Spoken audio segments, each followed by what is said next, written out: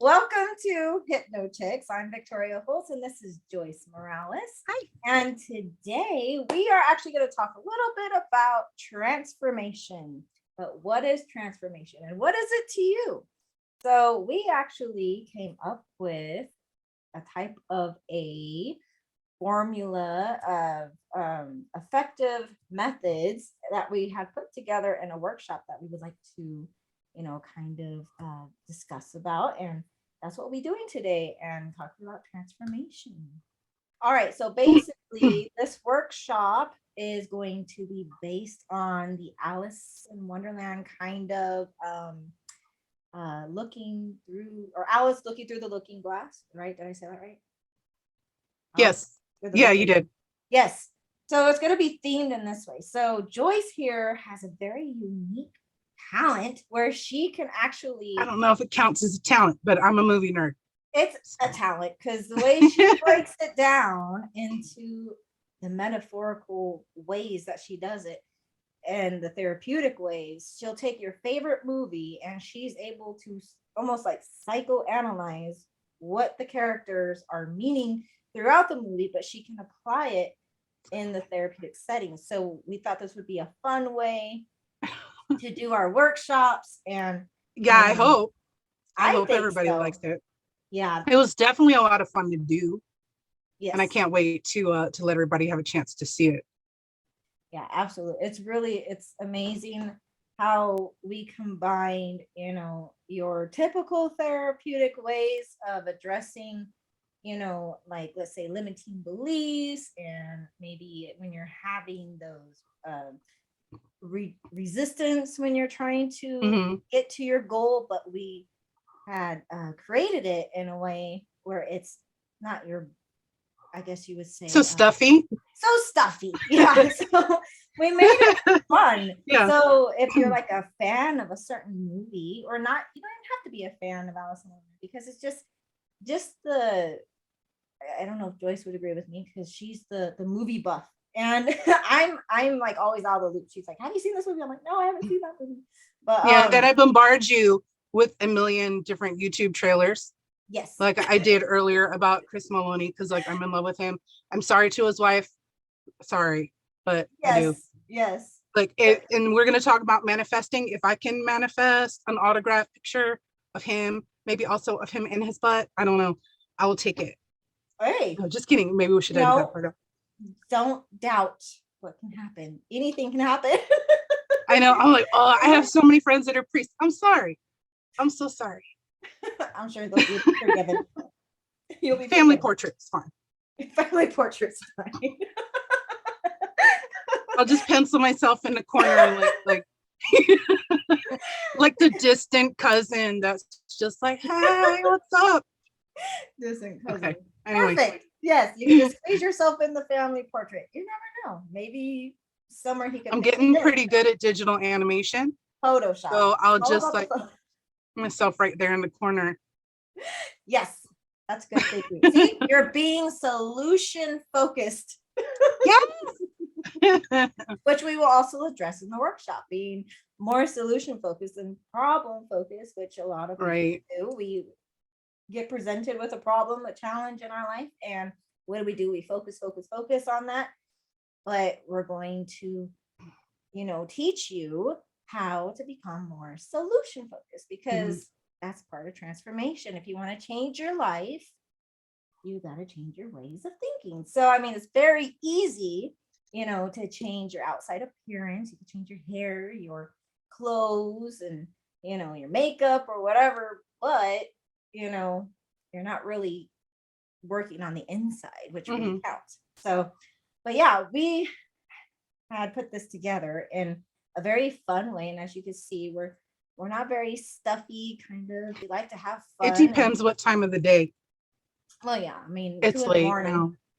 Yeah. 2 in the morning, we're trying to run out of energy, but we're human. So, but yeah, no, she really is talented at what she does, even in the hypnotherapy portion, and especially like she's almost like, not a lot of people may know him, but Eric, oh my gosh, Erickson. He's a very famous hypnotherapist, and he speaks in metaphors, but in a therapeutic way. And that's the way she kind of approaches these movies. And there's so many ideas that she came up with different types of movies, where we can apply this therapy and make it fun. And when we do this activates the imagination in a therapeutic way. It's awesome. And how did you acquire this skill, Joyce? I watch too much TV. And I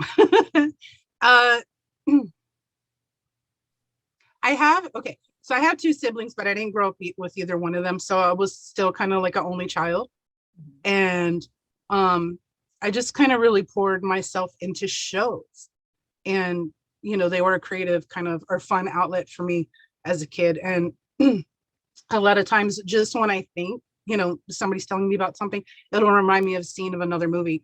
I don't know why my brain does that, or music videos or TV shows. So it's just a weird thing that my brain does. Yeah. I don't think it's weird. I think it's very common, because I think is it? Okay, well, good. Yeah.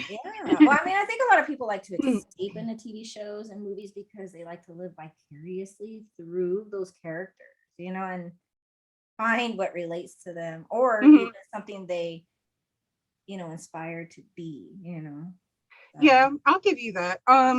There was a while when I worked at the Luxor that I was working behind the set at the Chris Angel Believe show.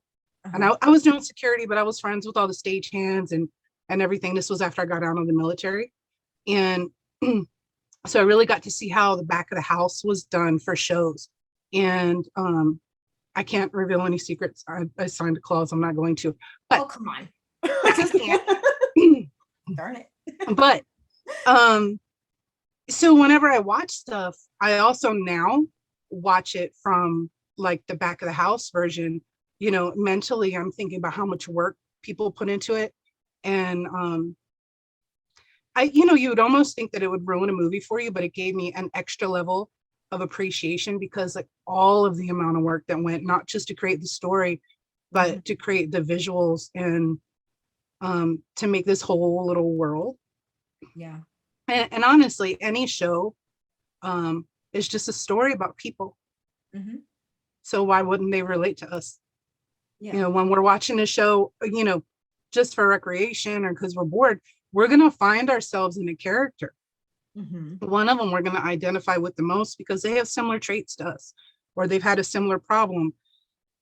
I'm trying to think like an example of a problem. Maybe they have an issue with a parent or sibling or relationship issues, stuff like that. Like anything. Having a crush and being too shy to approach, or yeah. Oh my gosh, like all the teen angst movies.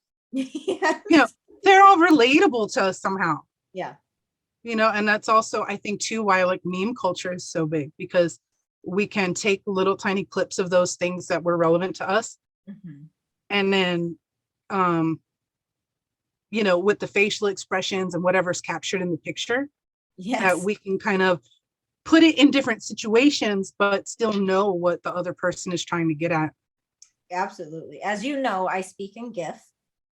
Yeah, me too. It's like, I don't want her just to guess what I'm feeling or expressing. I want her to see it. So I have to pick a GIF that like expresses that emotion. Yeah. I think we both do it because it's hilarious when we do, because it's like it's almost stronger than words. Because with text, it's like you can guess like, well, is she laughing about this, or is she being serious? But as soon as you send that GIF, because you can relate to that emotion, you can relate to their facial expressions, like you're saying, and it's like, oh yes, this is what I'm feeling. And we're both getting the same mental picture at the same time. Yes, which is not always the case with words, especially. English is a very vague language, and some simple words can have so many variant different types of meanings, and then you have to be able to read in the 90 whatever % of nonverbal cues into what the person's saying, just to try to decode it. And then when you're texting somebody, you don't have any of the nonverbals, So you kind of just infer it based on how you feel at the moment. You know, so if somebody's like feeling, you know, for example, somebody's insecure and they're texting back and forth with their significant other, and then there's an argument, and then it was just, you know, I don't know, maybe the guy just said, sure. And she's like, well, why the hell are you being so short with me? He was like, I just said, sure, I agree with you. What? Yeah. What do you mean, You know, sure? What? yeah, because like there's a lot of dudes I know that will just don't want to text, period. Yeah. Because like every time I text something, I get in trouble. Just call me. Just call me. I mean, you know, it's whatever. It is. It's not me. I'm just saying they've complained about like their girls or whatever. No, so yeah. It is. It can be hard to communicate this day and age, because we all pretty much communicate through text messages, and like you said, there's the nonverbal, and you can't read the body language. You can't tell if this is serious. But anyway, we're getting a little off track here. But the point being is, we do use, you know, images, whether it be GIFs, memes, movies, television shows, to kind of vicariously interact in a sense, or live through it. And that way it's like, well, I can't express it, you know, the way I kind of want to, but when I watch this character, this is the way, or it relates to me, I can relate. So there's a connection, you know. So I guess right. And I think it's a shortcut for us to invoke your imagination. Yeah. Definitely. You know, because I could tell you, imagine, picture, or pretend, and then you're like, hold on, wait, I gotta get in the mood. You know, and then kind of ground yourself, especially, you know, when we get into the EMP stuff, we can explain it to people in another episode. But you know, somebody who's like myself, we don't see pictures right away, because I'm more like data, and thought processes. So I have to get like really deep to be able to see anything into a hypnoidal state. Otherwise, I'm not going to see anything. Really, almost cataleptic is when I have like very active visions. But before then, it's hardly anything. So mostly what I actually recall during the day is stuff from pictures and GIFs and memes and movies and TV shows and music videos. Yeah, and there's people out there too with it's aphantasia. They can't visualize at all, so they have to kind of use other senses to get a grasp of, you know, that imagination. Right. Well, also too, people with you know, alexithymia, I never can pronounce it right, but basically they have a difficult time articulating the feelings that they have, and I would kind of put myself more in that category, like leaning towards that a little bit. So for me, those visuals help a lot, because I don't always have the words. So what exactly is, hold on, what is it? Alexithymia. Alexithymia. So what are like the, I guess like the symptoms of it? Like what does it present? Like is it just the way you process information and visuals, or? No, no, not even really that. It literally means that you don't have the words to express your emotions. Like you have emotions and you have words, but there's this big gap in the middle that it's not exactly articulating what you want to say. And it can be actually almost really, really stressful sometimes, you know. Because you can't express yourself the way you want to, because you can't get the words out. Yeah, because the other person is never getting it. Yeah. At least when you're trying to use words, because like one, like I said, English is kind of vague. So you can see in their body language or whatever that they're just not getting it. The other part is that sometimes they don't come out. They're just like stuck in your throat or stuck in your chest. And you're like, I don't know what to tell you. I'm trying to tell you. I can send you a song. I can send you a picture. I can send you whatever, but that's the best I got. And then, you know, I don't know. It's not the same, I guess, for some people. Right. Yeah. Everybody, you know, communicates differently, and I blame it on that I'm a Capricorn. I hear that we're supposed to be terrible at that. So that's my excuse, and I'm going to stick to it. I'm just going to run with it. Stick to it. Run with it. But I really like also what you brought to my attention was how, you know, people can feel guilty um when we try to manifest for ourselves, or even like Oh do God, yes. affirmations to, for Yes. ourselves, saying I am, confident, or Yeah. I am going to be successful. And we almost, a lot of people get that guilt. And I love how you had approached, what you have included within this workshop, how to put yourself almost in like a third person point of view to kind of Hmm. um Sometimes that's important because yeah. we'll do this in hypnosis sometimes too, is Mhm. that we have to take a step back enough for you to be able to see the whole picture. Because Mhm. sometimes when whatever it is that we're working on, it's so acute and so intense that if you're in the middle of it, you just can't see your way out. Mhm. So if you're broke or for an example, and you're like, I'm a millionaire.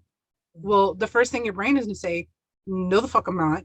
Mhm. Right. And then you're also gonna be like, well, if I take that money, then who's gonna go without it? Because you're used to, like a poverty mindset, um, or a lack mindset. So then you're like, well, if I take it, that means somebody else doesn't have it. Now I feel guilty Yeah. because I'm taking something from somebody else.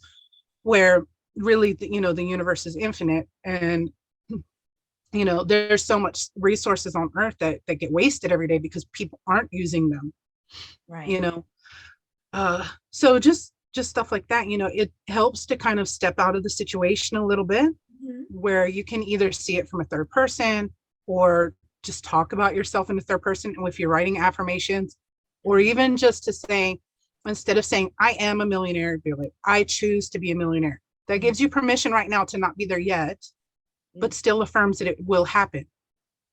Mhm. Yeah, I really uh, like that. Yeah. yeah, so there's those little tricks, where when you're really stuck, just to get the ball moving. And when you're where you feel more comfortable enough to make I am statements, affirming that you are a millionaire, or I am an actress, or whatever, Mhm. that once you finally are comfortable saying that and it feels good to you, then roll with those affirmations. But until then, let's get the ball rolling so you can get you closer to your success. Mhm. I agree. And I really like that, because I have had that problem when, I was trying to, it puts kind of almost like a pressure on me. And like you said, the mind is like, you look around, you're like, no, you're not. but Yeah, yeah. but it makes so much sense, because it's so easy to give a good friend, or even just somebody, advice, and give them that confidence, like, you can do this, you have talent, you have skill. You tell your friends, Hmm. your family members that come to you for advice, you're like, pumping them full of that confidence. But when it comes to you, you're like, can I do it? Am I gonna be, rich, successful, whatever? And but you could tell your friend, oh, you're gonna be successful. You got it, Hmm. but Yeah, because you can see the whole thing from the outside, and you know that their situation is temporary. But when we're in the thick of it and we're really emotionally attached to what's happening, Mhm. that's when we have a hard time being able to see past it. And it feels very permanent, like we're stuck.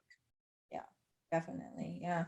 It is almost, to me, I don't know if it is, but to me it's almost also kind of doing like inner child work, because um Mm, the way we're putting yourself in that third person point of view, it's like, like yeah, I said, Victoria, you choose to be successful.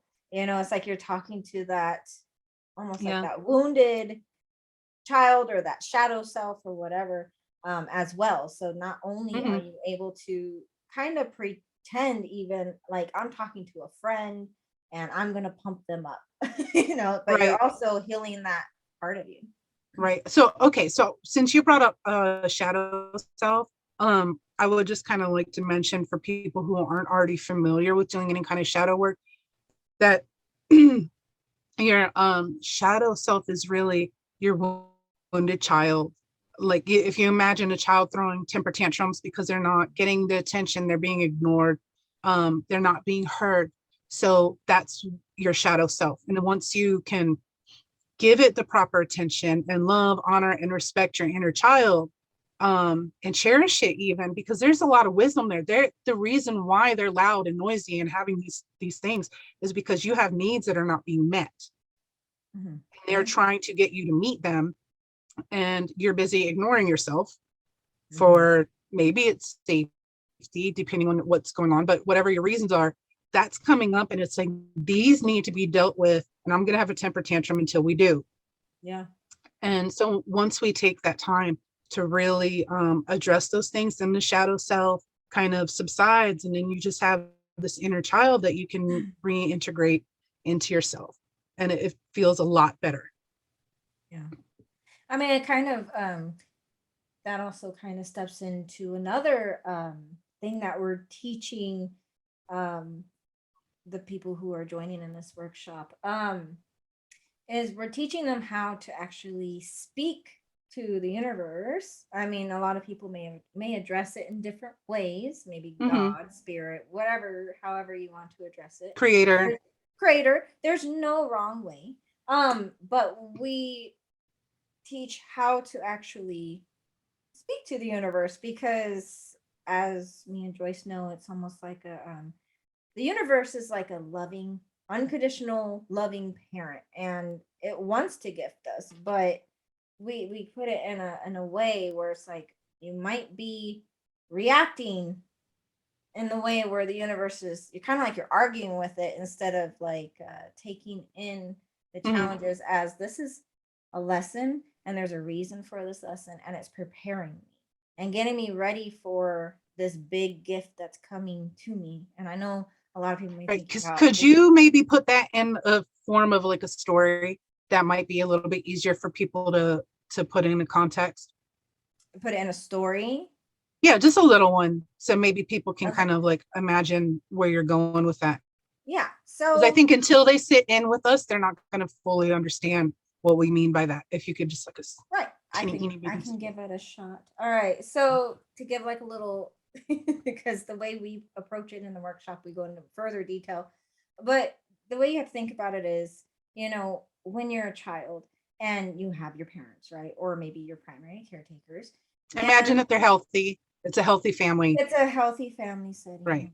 Yeah, situation. And let's say you want something, maybe you're asking your parents, you're 5 years old, and you're like, I want a puppy, and they're like, no, you're not ready for a puppy. That's too big a responsibility. And you're having a tantrum. Of course, they're going to be like, well, clearly he is not ready. He's having a tantrum. He's not showing, he's responsible. And then maybe you try again, Mom, I really want a puppy. Dad, I want a puppy. And they say, you know what, if you want a puppy that bad, you're going to have to, clean up the backyard, clean your room every day. They're going to give you these challenges because they want to see, are you responsible enough to do these tasks in order to get to your puppy? And are you gonna? And if this child throws a fit, say, no, I don't want to clean my room. No, I don't want to clean the backyard. I don't want to do this. They're gonna be like, well, clearly you're not ready. So yeah, I can't trust you with this because you wouldn't take care of it. Yeah, you're just not ready yet. So that's the way the universe looks at it. It's like, when it gives you these challenges, you get frustrated, you get angry. Why me? Why me? Why is this happening to me? So then you go into that victim mindset instead of thinking, well, maybe it's preparing me for that puppy, for that gift, for that request you're making. It's not puppy. Okay. I'm just saying, like, you have that request. I would love a puppy. I love puppies. I have 3 dogs, but not everybody does. So, but the bigger the request, the more challenges you're going to get. And these challenges may not make sense, but it will probably make sense in the end because it's building you up. So it's like, instead of responding, kind of like the 5-year-old having a tantrum, instead we have to, kind of embrace that lesson and understand it. And then therefore connecting to the universe and, therefore in result, long story short, and we'll go into more detail, like I said in the workshop, the way you're going to react is going to, give you that result.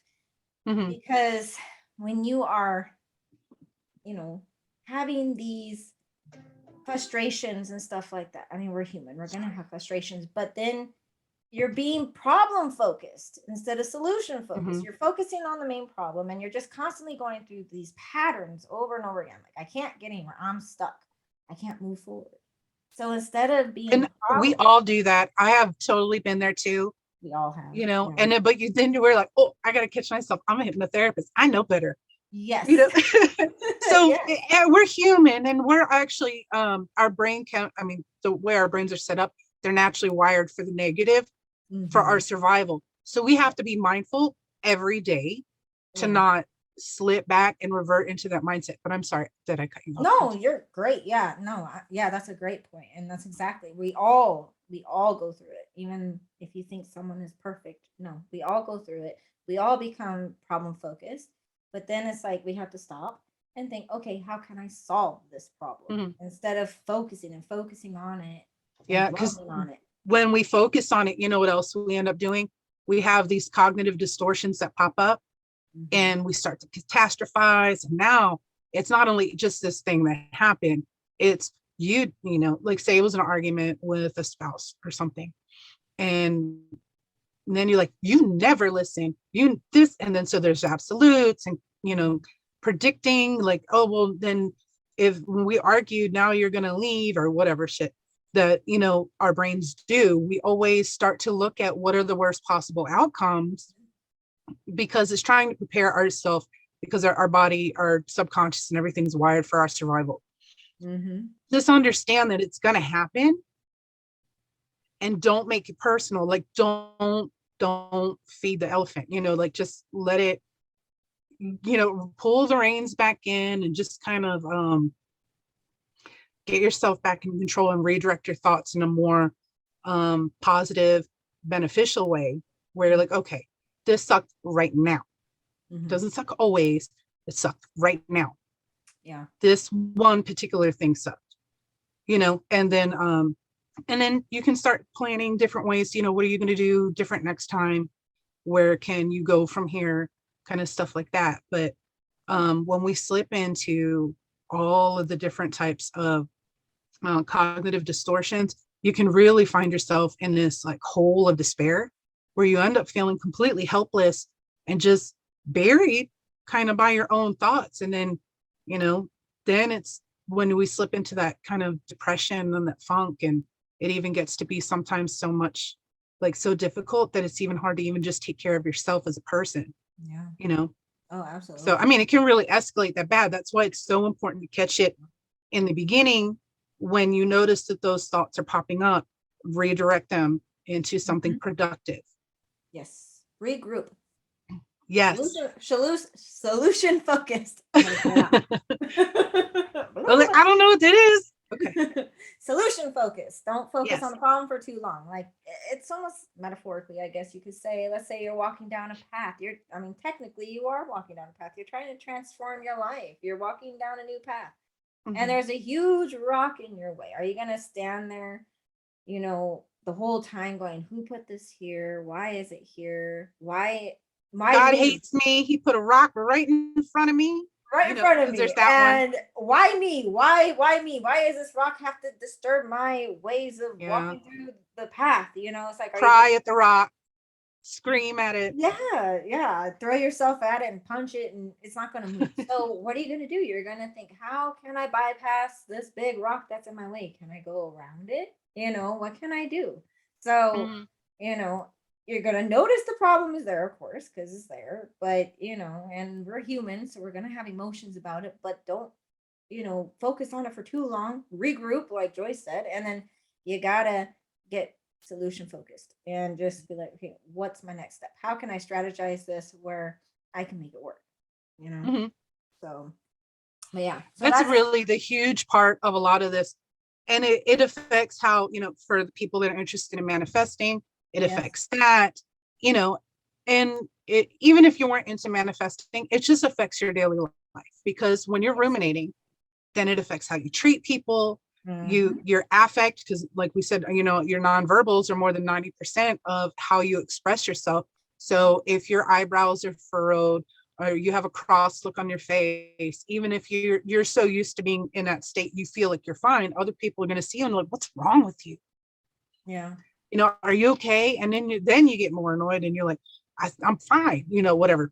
But, you know, your body language and even, you know, the chemicals that we exude in our pheromones and stuff like that. Like we're communicating. And I know this might sound woo-woo to some people, but there's scientific evidence of this. Oh my God, I'd say tip of the tongue again. The heart. Oh, the heart frequencies. Yeah, no, God, I hate, because we do this as a modality too. I can't believe that I'm spacing on the word from this. Okay, there's an electromagnetic field that emanates from the heart and heart coherence. Okay, so when we're stressed out, right? So when our mind is thinking all these crazy thoughts, our heart is also all over the place. And, you have the heart variability. And so, with clients, sometimes we'll sit and measure their heart variability while we're in a session with them to teach them how to calm their body. Because once they're in a calmer state, that's when their mind really and their imagination starts to open up, because the blood flow in the brain is better now, that they can start accessing this problem solving and solution focused type of thoughts, where when we allow ourselves to be stressed and in those negative thought loops and our heart is pumping faster, now our body's starting to switch into fight or flight. Now it's just about, do I have to fight it or do I have to run away? There's no solutions in there except for like this split second right now. So it is actually really, really important. And one of the best ways to do this is to activate your imagination. Yeah. And there's all sorts of ways to do it, because myself as well.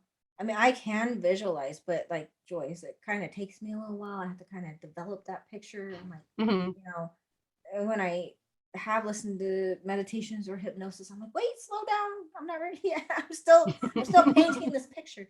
But there's other ways of visualizing or imagining. You can use your senses. You can use the sense of smell, the sense of hearing, sense of touch. I mean, there's a lot of different ways you can utilize that imagination, because a lot of people get a lot of pressure when, especially going through a session, they think, well, I have a really hard time visualizing. I don't even yeah.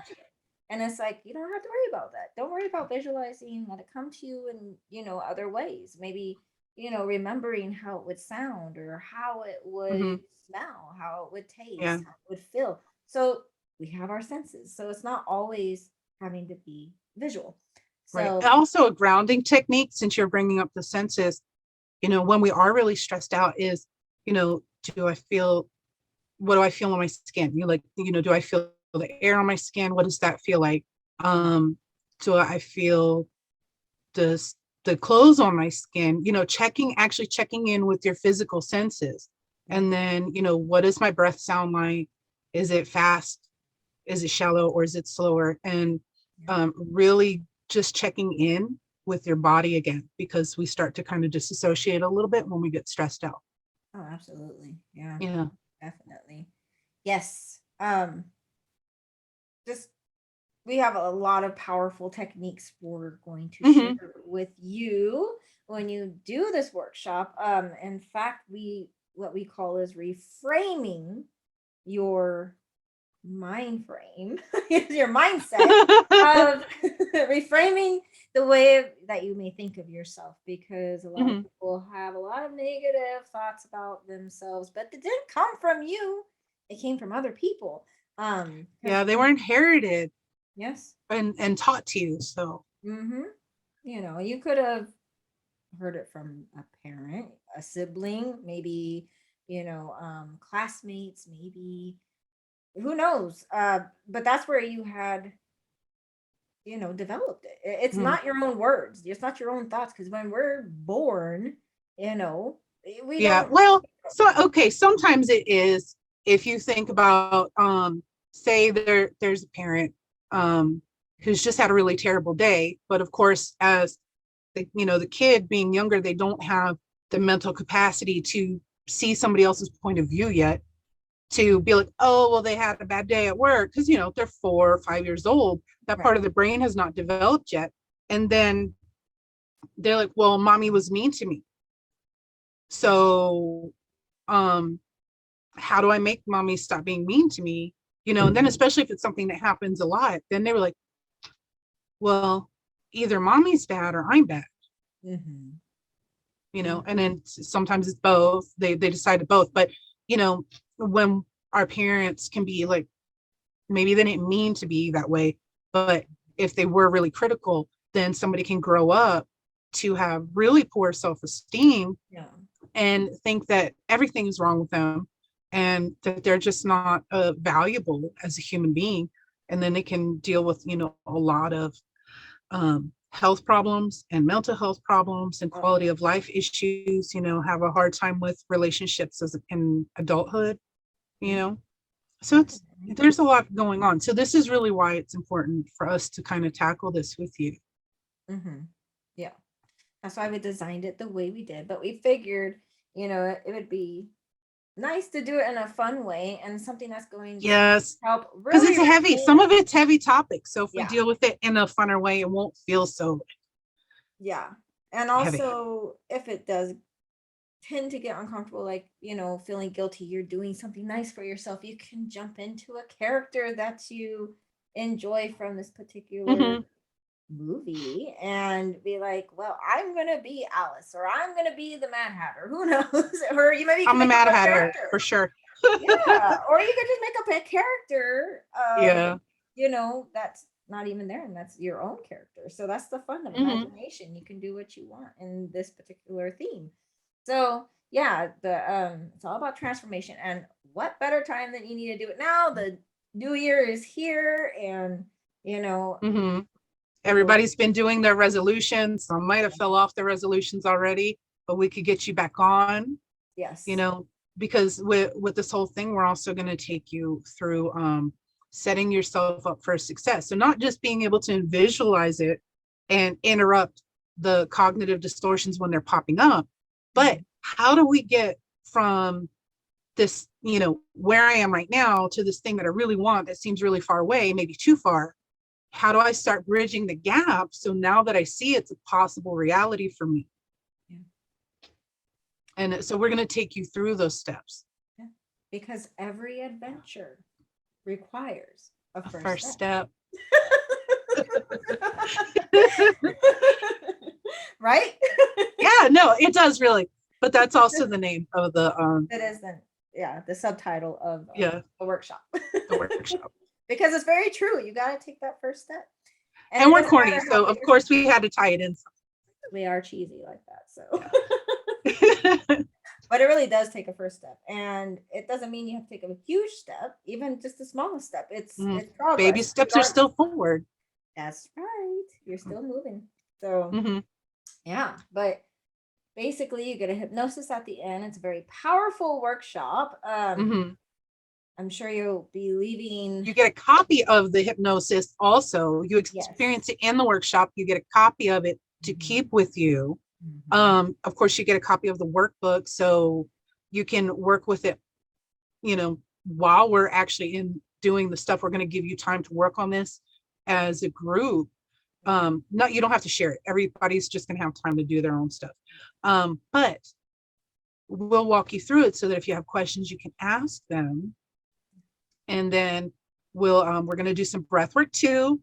Yes. Which is, breath work's not really something that I'm super educated on. I do a little bit of somatic breathing with my clients. So Victoria, you're going to do that, but I'm really excited to learn it because the more I am understanding about it, that there's also, what is it? Did you call it the holotropic breath work? Yeah. Yeah. That sounds really fascinating to me. It really is. I don't think we're not going to do that in this though, right? We're not going to do holotropic breath work in this because holotropic breath work can get pretty intense. But we are going to do a gentle breath work. And as we do the breath work, we're going to be reinforcing some affirmations as well. And when we do this breath work, what it's doing is a lot of stuff to your body. Believe it or not, I know we breathe every day and it's a normal thing that we do, but when we're not actually doing it properly, believe it or not. But, that's true. We're not doing it properly. So when you're doing it properly, think about this. You're allowing more oxygen to enter into your system. Your cells are regenerating as you're doing this. Your body is calming. Your mind is clearing more. So it's a very it's a liberating feeling once you're actually into that moment, because you could just physically feel it, because you could feel the heaviness lift off of you. You can feel like your cognitiveness come back, so Mhm. because we're not breathing properly every day, so it's almost like we're kind of cutting off circulation a bit. Not like medically, I'm just, Yeah. Well, it's less theoretically. oxygen, really. Our Yeah, blood is not as well oxygenated right. going to the brain and stuff. But I do know, I was reading a little bit that the holotropic breathing can kind of activate the pineal gland a little bit to Definitely. release the kind of dreaming hallucinogen chemicals. Yes, it can. It can activate the DMT chemical, which Hmm. can activate hallucinations. So we're doing a gentle breath work. Holotropic breath work can take hours of lots of breathing, and yeah, That would have to be like a weekend workshop in that would person. definitely be a Yeah. weekend workshop. And yes, it can be very spiritual for a lot of people, or it could just be, it's just an experience, like where, they just feel tons relaxed, and their body feels regenerated and stuff like that. But yeah, we're just But that's doing, not what we're doing no, this not time. We're not going to this just do some simple breath work to simple breath. calm the physiological body and tap back into the subconscious mind. Yes. Yeah, just to relax you, and you know get a flow going, a nice Mm-hmm. comfortable flow, and reinforcing some of the affirmations that Joyce came up with, where the way she had, I keep saying design, I don't know, I need to look up some more No, stuff. it's just Some syntax, more girl. That's all it synonyms. is. It's syntax. No, the sentence structure can be kind of important. Because when we're writing, our first of all, affirmations are pretty much go hand in hand with, like, if you're going to do subliminals, if you're even going to do the breath work, we're, for sure we're going to use them in hypnosis. So it's really important to just know how to talk to yourself also, because you know regardless, even though with us being hypnotherapists, you are always going to be most suggestible to yourself. Yes. And so I can do a hypnosis for you, but then if you talk to yourself like shit the whole rest of the week, who's gonna, it's, my stuff is just a little drop in the pond, where Mhm. all week you are just reinforcing about how terrible you think you are. Mhm. So we really have to switch our language and make sure that we're loving, honoring, and respecting ourselves, because when we do that for ourselves, it builds our capacity to also to give it to others. Absolutely. And So words, as we know, um, I always get his name wrong. You can say his name for me. Mikawa? No, no, no, no, no. That's the wrong one. Miyatsu. Okay, I'm gonna have you say it. But anyways, words are powerful. The doctor who did the experiment with the water. oh, okay, Dr. Emoto, wait, shit, See, it's a God. Emoto. Hold on, I know this. Masura Emoto. Is that his See, name? all I had to do was touch my phone. That's my ancillary Yeah, brain. I yeah, didn't even have to look it up. I just, as soon as I touched it, I was like, there you go, Dr. yeah. Masura Emoto. There you go. There, that guy. If Yes, the you're hidden interested, messages of water. He published it in a book, along with some, that the book is an extrapolation kind of out of the research that he did. But just by labeling it, because words have power, because there's intent behind it. If the word didn't mean anything, we wouldn't use it. It wouldn't be in our lexicon. It wouldn't be in our language. So the power behind a word Mhm. is really important, because it does convey a meaning, Yeah. but it also has, like, it affected these water droplets, and Yeah. they made different type of crystal formulations, or hold on, crystal formations, Formations, yeah. um and the ones that were cruel were very disformed and kind of ugly looking. Yeah, it became stagnant. It was Yeah, like and yeah, stagnant. it was because he did them on a And he do it on rice too, or no? there was, I don't know if that came from him or if it was an outgrowth of that kind of movement, or when it first came out to people's intentions, but they were putting like little jars of rice, Yeah, yeah, I remember that. and after they cooked it or soaked it in water or whatever, and then they wrote words on it just to kind of see. But the ones that had negative words on it did go bad faster. Hmm. And you we got know to keep in mind, we're made up of approximately, not totally, but approximately 70% of water. So if Yeah, this, depending on what age we are. yeah, Yeah. yeah. But just, I mean, majority of our body is water. And, Hmm. we kind of have to keep that in mind. Like, oh my goodness, if this is having, these words are having an effect on the molecules of this water, what is that having? What effect is it having on me or people that I speak to? Yeah, In that way. exactly. And then also too, you think about how just all of the kind of ancient religions of the world had done some type of practice of blessing, whether it's blessing your food, Mm-hmm. right? Mm-hmm. So we're putting these positive intentions on it. We're blessing our babies, we're blessing our house, we're blessing the car, blessing the field that with the crops. They were always praying or doing some kind of blessing over top of stuff. Yeah. And now that we have the science, we're actually starting to see the wisdom in it, where before maybe, you know, the 20-30 years ago before then, we were just like, oh, that's just woo woo and it's stupid. Yeah.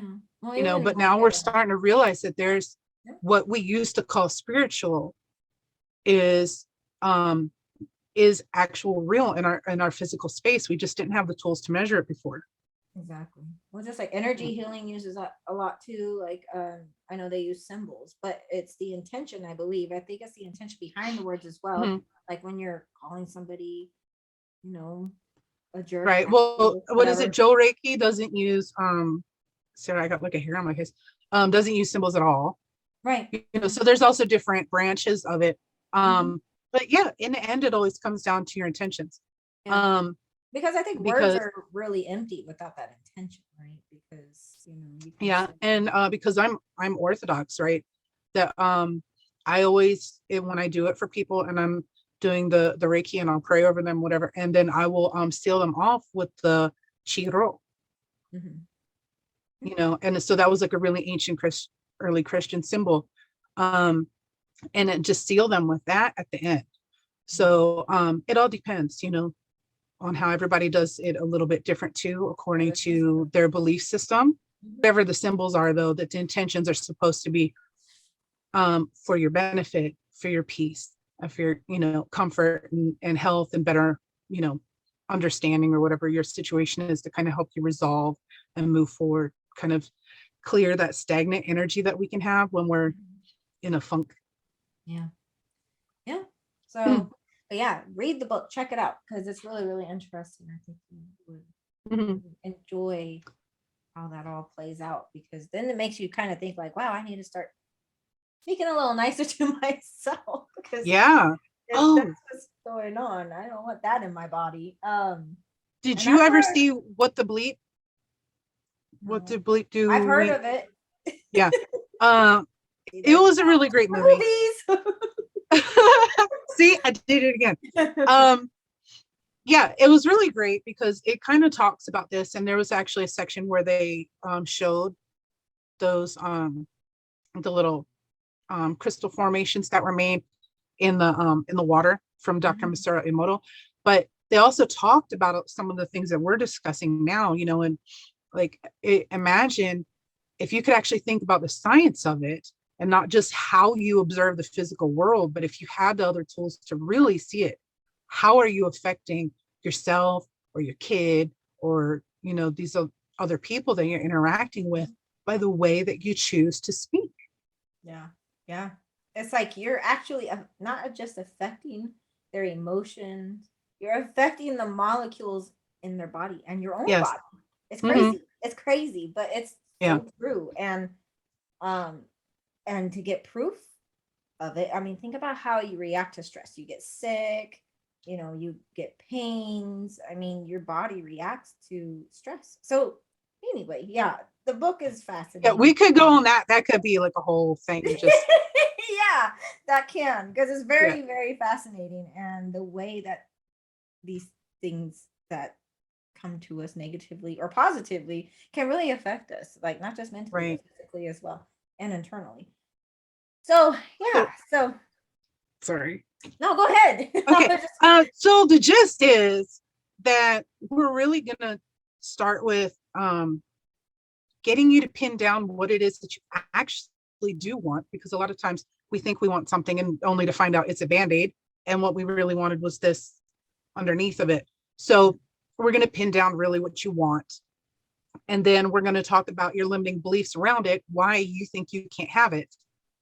And then we're going to start to tackle some of those beliefs and set you up with the tools to be able to do that for yourself when you're not with us. And then we'll talk about how to deal with resistance, how to write your own affirmations, stuff like that, so that you can get moving towards your goal. And we'll do maybe some goal setting, and also do the breath work and the hypnosis. And then they'll get a recording of the hypnosis to listen to on their own. Yeah. Yep. So you're getting a lot, really. Yeah. Yeah. It's a 3 hour. It's 3 hours. It sounds like a lot, but it's fast. actually going to feel like it goes really fast. It really does. Especially you're going to be having a lot of interaction. It's not just sitting there listening to us yabbing the whole time. So yeah. You'll be doing some exercises that's going to be reinforcing these goals. And when you get the recording too, that's going to be helping you to reinforce your goals when you are at home, when we're not around. And you'll have the workbook too to help you reinforce and stay on track and apply these exercises. Because there's no telling how many times you might redo that. You just get more paper and fill in the things, because as we get closer to our main goal, our smaller chunk down goals are going to change, and they're going to build on top of each other. So, this is something that you're going to be able to use over and over and over again. Yeah, absolutely. Yeah, it's a lot, and it's very powerful. And I guess as the universe would ask you, are you ready? Are you ready to transform your life? Are you ready to reach your goals? Are you ready? If you are, come to our workshop and let's get started, because as we said, every adventure requires a first step. And I got to make that step today. So, those visual cues are huge, they are, by the way, because they remind us. And that's, who's this? Marissa Peer. I like her. She has a book, and if anybody wants to check it out, I Am Enough. And she kind of had started this whole movement, but she would just write I am enough. Then tell people to write it on their mirrors with lipstick or dry erase mark or whatever. But so when they see it, they because they're taking it back up into their body through their senses, it's going back up into their subconscious. So put those visual cues out there for you, even if it's not writing it down because you think that word is corny. Draw a picture of something that makes you feel like you're enough, something that reminds you that that's what that means. And that's why vision boards are so effective too, because they're like, oh yeah, that was the thing that I want. That was really important to me. I'm going to do a vision board. Let's get Chris Maloney and the signed portrait, and maybe one from Happy, because I like the little unicorn too. He's super adorable. If only it was real. Maybe I could get a little. I'm curious to see your vision board. What? I'm very curious to see. You were imagining the other way around. I think his wife would disapprove. I think so. Maybe I might get in trouble for that one. You got a couple teeth knocked out, maybe. Restraining order may be coming your way, but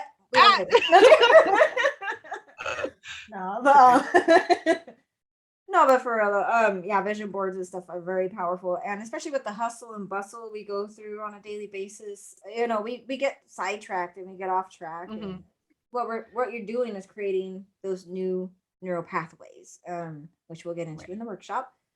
So this way it becomes a new habit instead of having that habit of, going through that pattern of not moving forward. We're going to get you into the pattern of being able to move forward. So, yeah. Right. So that's pretty much what our workshop will be consisting of. And it's going to be fantastic and very fun and exciting and imaginative. So, and effective. Yeah. So in the end, really, I think that everybody's going to have a lot of fun.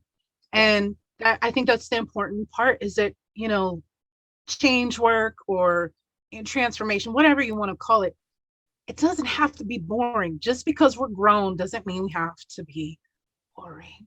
And we don't have to be a stick in the mud, because part of why we pick, Wonderland is that we need to remember that our greatest resource is our imagination. Mm-hmm. You know, we can use it in a negative way and ruminate. By the way, that is still using your imagination, because you're thinking of all the million different bad things that could happen, which is terrible misuse of your imagination, honestly. Because if you were able to switch your physiology and everything to be able to get back into a resource mode, then you have this wonderful capacity to imagine something new and novel solutions that might not have been an option before, or that would have never even come to you in the first place. So, you know, that childlike wonder, we need to start having that again. Yes. Yeah. Get creative. Mhm. And that's how you're going to be solution focused, because you're going to have that creativity again, where it's almost like writer's block, you know, when we face a challenge. Right. Like, where do I go now? What do I do? But when you have that imagination, you have that creativeness, and therefore you have your solution. So, yeah, definitely. Mm-hmm. So we hope that you join us, like we said. January, it'll be January 22nd, 22nd. So from 12 to 3 12 to 3 Pacific Standard Time Pacific Standard Time. over Zoom. But Over you got to get your tickets on Eventbrite. Yes. Get to get your tickets. Eventbrite. Yes. We always have the link down below, so all you have to do is click on there. It took us a long time to put this together, so it did really. But you guys are worth it. Yes, absolutely. A lot of love. Lots of a lot of late nights. Lots of late nights. Yes. A lot of texting and a lot of gifts. Yes. A lot of memes and gifts. A lot of memes and gifts. But just to put it out there, really quick, a lot of people may have some reservations about hypnosis and doing it remotely. Just to let you know, it is just as effective and sometimes even more effective when it is done remotely. Yeah. This is going to be done in the workshop online, and on top of which, nobody wants to get the cooties that's going around right now. Right. So it's perfect. Also, you're in the comfort of your own home. Yes. And, you know, worst case scenario, because we're doing it at the end, you'll fall asleep. Yes. You'll get a little sleepy at the end, and then you'll wake up and it'll be over. Mm-hmm. That's it. Because, you know, we all go into a hypnoidal state multiple times throughout the day. So it's nothing, we're not doing anything kinky or wrong to you. Well, we can't really do anything. We can't touch you. I'd be like, hey. Right. Well, also too, because just like we were talking about other areas with the subconscious, that I can't make you do anything you don't want to do. Exactly. Even if it was to let go of your problem. If I was to tell you you need to let go of your problem and you're like, I'm not ready, guess what? You're not going to do it. You're not going to do it. So all we're doing is helping give you the nudge. It's still there for you to accept it or not. Yep. Exactly. Well said. Yes. So it is just as effective, or sometimes even more effective. And we have plenty of clients that we do have sessions with remotely, and they say it's very effective. When before we hang up, they feel great and it's effective. Like their habits have either completely stopped or whatever their goal was, they're working on it and staying on track. So it's effective. So I can vouch for that. And I think Joyce can too. Actually, my whole practice is well, some of them are on WhatsApp because that's overseas, but my people who are stateside, I do over Zoom. Yeah. Yeah, same here. Yeah. And it's a safer way. You don't have to worry about, Joe Blow and Sally Mae next to you coughing on you. Yeah. Worrying about, man, right. Probably getting that, whatever they got. So you have your private space, and it doesn't have to be anything special. It doesn't have to be, completely quiet. I mean, just enough, where it's you can show up with bedhead. We don't care. Yeah, we don't care. Come with bedhead. Yeah. Appreciate your hair the way it is. But yeah, come as you are. But yeah, so we even put a reinforcement even through the hypnosis, like whatever distractions that are going on anyway, those distractions are just going to take you deeper. So don't worry about like little noises coming from outside. Like if you have traffic going by, or maybe the dog next door is barking, don't worry about that. Yeah. Right. Just, yeah. And if that doing it at that particular time really doesn't work for you because you have maybe you have to watch your kids and so you have to be able to hear them in the background, or there's other stuff going on that you can't fully do the full hypnosis, that's why you're going to have the recording so that you can do it on your own time. And also because one session is great, but if you can do it over and over and over again, it becomes stronger. Yes, it does. You're reinforcing and creating that new neural pathway. So the more you do it, the better it's going to get. Practice makes perfect, and that is for sure. So yeah, so January 22nd from 12 to 3. And if you go to the link of Eventbrite, it'll take you to where you get your tickets, and it's a 3-hour event. And like Joyce said, you're going to be getting a recording of the hypnosis. You're going to get the workbook so you can reinforce, what we did in the workshop together, and the luxury of your home on your own time, so you can be, making effective change in your life. And you take our labor of love for yourself. There you go. Yes. All right, so that concludes our video for tonight. That's pretty much a little insight of what our workshop is going to be consisting of. We hope that you join us on January 22nd. Again, that's from 12 to 3 PST, Pacific Standard Time. And if you are interested in joining us in the workshop, our link is listed down below for Eventbrite, where you can purchase your tickets. So yeah, if you're ready to create a better life or transform into, maybe you have some goals in mind, maybe New Year resolutions, transform into that perfect person that you have your mind on, then come and join our workshop and we'll help you get through it, because every adventure requires a first step. So we'll see you next time. Have a good night. Bye. Bye-bye. Sparkly. Oh yeah, my hair is coloring up on my sparklies. Check it out. Wait. You can't see it because of the background. Ooh, A little disco action going on. You're like looking fancy. You're hypnotic. Sparkles. I got my my butterfly wing earrings on tonight, so they're pretty. I figured we're talking about transformation, right? That's clever. I hate when I do that. Like I have tip of the tongue kind of like phenomena all the time. Yeah, just write it down. So I know so much shit, but it never wants to come out of my face. Yeah. It's called a brain fart. I have a lot of them. I do too. Yes, I could be a spokesperson for GasX for my brain. Well, I think everybody thinks in pictures, but yeah, a lot of times I'm like, it's the thing, and I can see it, but it's not going to come out until later when it's not important. And then I'm like, oh yeah, it was the thing. Yep. Yeah. Or especially when you're in an argument or something. Oh, that's the worst. Especially when they're like, tell me when I do that. I'm like, yes, all the time. You do it all the time. And you're like, give me one time. I'm like, oh. Yeah. And then like 2 hours later, you'd be like, I am ready to tell you that time. 2 hours later or 2 days later too. Like, remember when you asked me when you do that? Yeah, but they don't want to hear it because it's too late.